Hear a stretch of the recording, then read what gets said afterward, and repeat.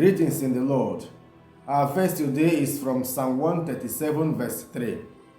For there our captors ask us for songs, and our tormentors for mirth, saying, Sing for us one of Zion's songs. How can we sing the lost song in a foreign land? This verse raises a question that concerns believers as we move through history. How can we sing God's song in a strange land? How can we be faithful to our religious beliefs and moral virtues, and yet remain relevant in the world in which we live?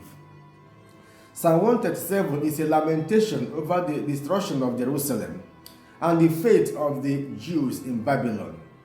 We observe that cultural trauma is at the heart of the religious experience of the Jews, and Psalm 137 is one of the passages that expresses this.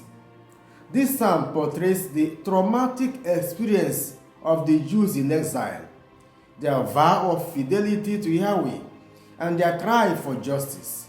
But how and why did they come to Babylon? They offended their God by their unfaithfulness, so God allowed them in the hands of their enemies. Jerusalem was destroyed, and most of the citizens were deported to Babylon, as in 2 Kings 25, 1-12.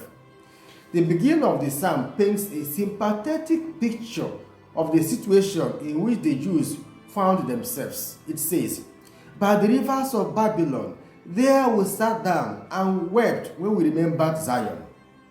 Now, sitting down and weeping are signs of their helpless and even hopeless situation. And in verse 2, it says, On the poplars in her midst we hung our harps.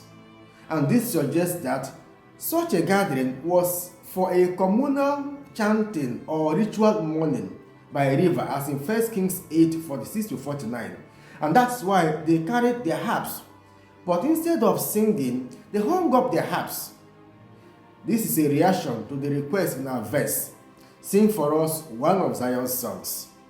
The people feel the loss of Jerusalem even more because the requests of their captors are a constant reminder that they are in a foreign land far from Jerusalem.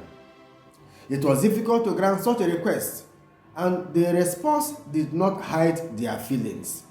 But why did they refuse to sing, since they already went out with their harps ready to sing? Perhaps it was a mockery, not a sincere request, hence their refusal to sing.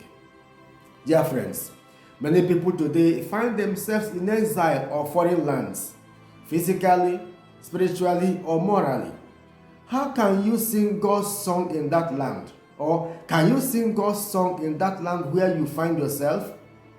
Psalm 137 is an attempt to hold on to one's historical identity even when everything is against it. It is an attempt in the face of humiliation and helplessness to suppress the human lust and the thirst for violence that lies in the human heart. This is done by surrendering everything to God.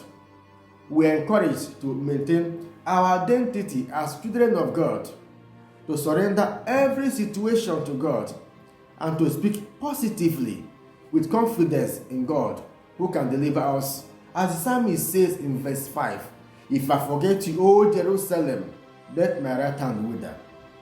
The trauma and bitter experiences of the Jews in exile helped them bond together with each other and with their God.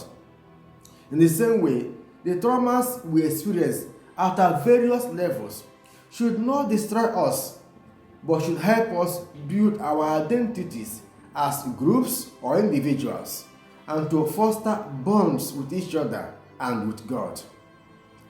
As you pledge yourself to God, may God remember you in your weeping and lamentation, so that you may sing a song of victory at the end of your affliction. Amen.